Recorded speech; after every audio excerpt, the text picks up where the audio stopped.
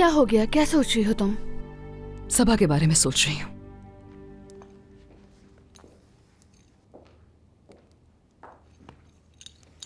हम पहले भी बात कर चुके हैं इस बारे में। हाँ तो क्या हुआ जानान? क्या हम इस टॉपिक के बारे में दोबारा बात नहीं कर सकते हैं? अब क्या मैं सोचूं भी ना अपनी बेटी के लिए? तुम उस पर जरूरत से ज्यादा दबाव डाल रही हो, जो उसके लिए बिल्कुल ठीक नहीं है, और तुम्हारे लिए भी।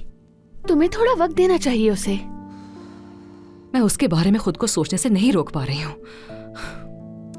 यानी मेरी बेटी को यहाँ मेरे साथ होना चाहिए ना? मुझे कुछ तो करना ही पड़ेगा इस मामले के लिए। और आजकल मुझे अम्मी की भी बहुत याद आ रही है, पता नहीं क्यों। अच्छा तो ये बात है। हम एक पुरसुकून जिंदगी क्यों नहीं गुजार सकते? ये माजी क्यों हमारा पीछा नहीं छोड़ रहा? मुझे तो लगता है कि तुबा को भी कुछ ना कुछ तो मालूम है। तुमने सुना उसने कब्रिस्तान में कहा कि उसे मालूम है कि उसकी नानी की कब्र भी वहीं पर है, वो पहले वहां जा चुकी है। यानी अचानक उसे अपनी नानी का ख्याल कहां से आ गया? उसे तो यही मालूम था कि वो कब की फौत हो चुकी है। तुम्हें कुछ ना कुछ करना होगा सादिया।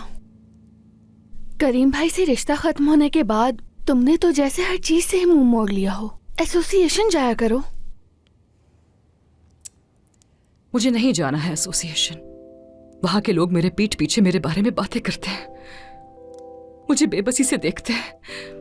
नहीं है मुझ में हिम्मत।